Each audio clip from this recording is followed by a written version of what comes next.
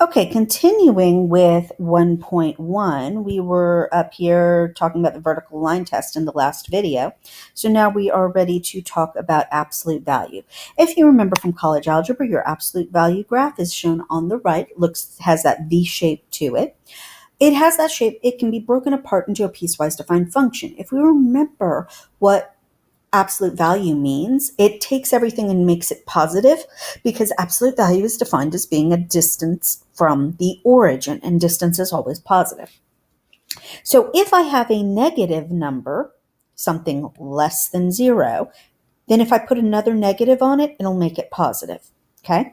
If I'm already positive, then I just need the number exactly as it is. So this right here is my piecewise defined representation for absolute value.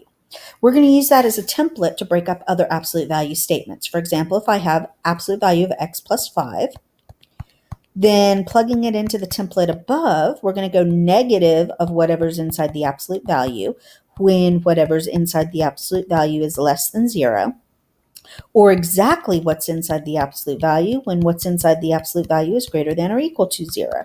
So simplifying that expression, I'm going to distribute the negative x minus 5, and then subtract the 5 to the other side, so x is less than negative 5.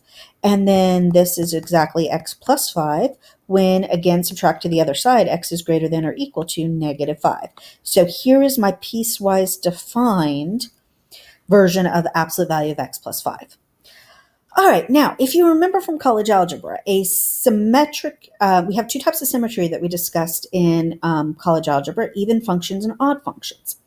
An even function is symmetric about the y-axis. Things like x squared is an even function. The way we test for an even function is right here. We plug in a negative x, and if it simplifies to exactly the same thing we started with, we're dealing with an even function. So, like, for example, if I plug in a negative x to x squared, it simplifies to exactly x squared. An odd function has symmetry about the origin. So notice that this is the same as right over here if we were to rotate this way. Okay, that's what we mean by symmetric about the origin. Again, here is our test to see if it is an odd function.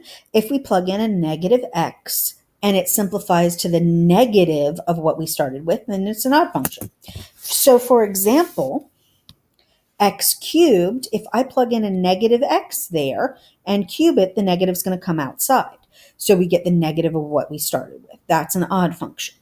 If you remember from trigonometry, sine of x is an odd function. Cosine of x is an even function.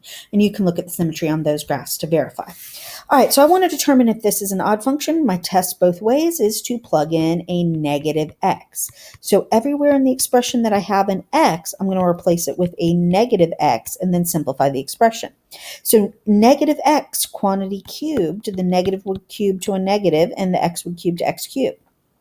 Negative x squared would square to a positive x squared, but I've still got this negative on the outside.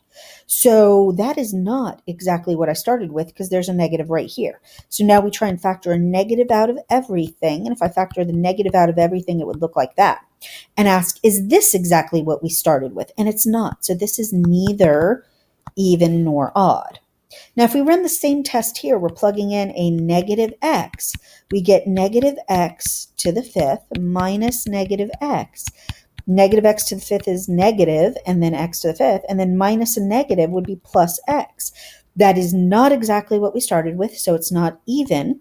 Now we factor out a negative. We get x to the 5th minus x. This is exactly what we started with, so this one is odd because we have the negative of exactly what we started with.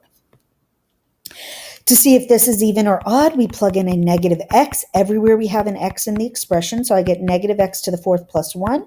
If I simplify negative x to the 4th, that simplifies to positive x to the 4th plus 1. That's exactly what we started with, so this function is even. All right, last item in this section is increasing and decreasing. A function is increasing if it's going up as we read from left to right, and decreasing if it is going down as we read from left to right. So now notice, reading from left to right, from here to here, my function is going up, right? So this is increasing. So we are increasing from A to B. From here to here, the function's going down. So we are decreasing from B to C. And then from here to here, the function's going up again. So we are increasing from C to D.